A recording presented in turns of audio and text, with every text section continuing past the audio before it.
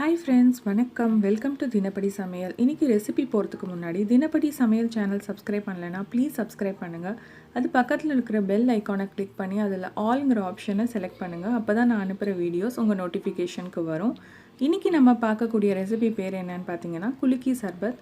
கேரளாவில் ரொம்ப ஃபேமஸான இந்த வெயில் காலத்துக்கு ஏற்ற ஒரு சர்பத்துங்க. இது ரொம்ப வீட்டில் சிம்பிளாக ஈஸியாக பண்ணிடலாம். ரொம்ப டேஸ்ட்டாக இருக்கும்.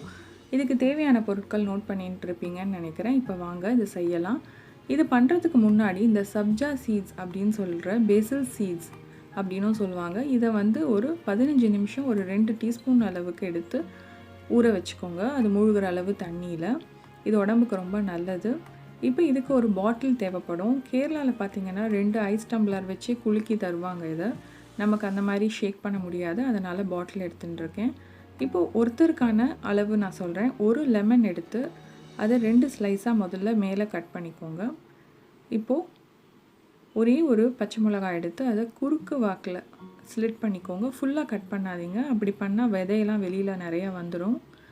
இப்போது நம்ம இந்த பாட்டில் எடுத்துட்டு அந்த 2 பீஸ் லெமன் கட் பண்ணோம் இல்லையா, அதை ஃபஸ்ட்டு அதில் போட்டுக்கோங்க. பச்சை மிளகாய் கட் பண்ணது அதையும் போட்டுக்கோங்க. அதுக்கப்புறமா 3/4 டம்ளர் அளவுக்கு தண்ணி, நார்மல் வாட்டர், அதையும் போட்டுக்கோங்க. ஒருத்தருக்கு 2 ஸ்பூன் அளவுக்கு சர்க்கரை கரெக்டாக இருக்கும்.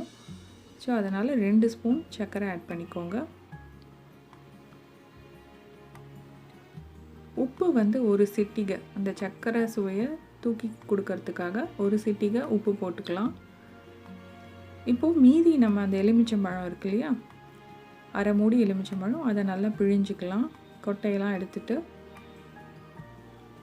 நல்லா ஃப்ரெஷ்ஷான லெமனாக பார்த்து வாங்கிக்கோங்க. இந்த மாதிரி பிழிஞ்சிக்கலாம்.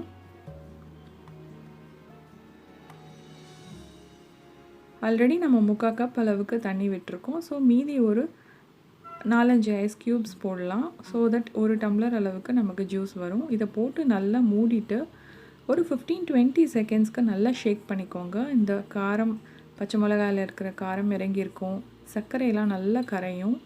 இந்த மாதிரி நல்லா ஷேக் பண்ணிட்டீங்கன்னா நம்ம சர்வ் பண்ணலாம். நம்மளோட லெமன் ஷர்பத் ரெடி ஆகிடுது. அவ்வளோதான். இது ரொம்ப சிம்பிளாக வீட்டில் நம்ம பண்ணிடலாம். இது ஃபைனலாக நம்ம பண்ணிவிட்டு இந்த சப்ஜா சீட்ஸ் ஆட் பண்ணணும். இது பெசில் சீட்ஸ் அப்படின்னும் சொல்லுவாங்க. இந்த பெசில் சீட்ஸ் எல்லா கடைகள்லேயும் ஈஸியாக கிடைக்கக்கூடியது தான். இது இம்யூனிட்டி பவரை இன்க்ரீஸ் பண்ணுது அப்படின்னு சொல்கிறாங்க. அதே சமயம் இது சுகர் பேஷண்ட்ஸ் கூட சாப்பிட்லாம். இது நல்ல ஒரு பாடி கூலண்ட், அதாவது உடல் உஷ்ணத்தை குறைக்கக்கூடியது. வெயிட் லாஸ் பண்ணணும்னு நினைக்கிறவங்களும் இதை எடுத்துக்கலாம். இதை ப்ரெக்னென்ட் லேடிஸ் மட்டும் எடுத்துக்க வேண்டாம். அதே சமயம் இதை ராவாக சாப்பிடாமல் நம்ம தண்ணியில் ஊற வச்சு தான் சாப்பிட்ணும். நீங்களும் இந்த குலுக்கி சர்பத் பண்ணி பார்த்துட்டு எப்படி இருக்குன்னு சொல்லுங்கள். கொஞ்சம் காரமாக, புளிப்பாக, ஸ்வீட்டாக, எல்லா சுவையிலையும் அட்டகாசமாக இருக்கும். நீங்களும் இதை பண்ணி பாருங்கள். தினப்படி சமையல் சேனல் பிடிச்சதுன்னா சப்ஸ்கிரைப் பண்ண மறந்துடாதீங்க.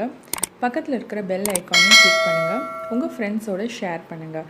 இன்னொரு இன்ட்ரெஸ்டிங் ரெசிபியோடு நான் உங்களெல்லாம் சந்திக்கிறேன். அது வரைக்கும் டேக் கேர், பாய்.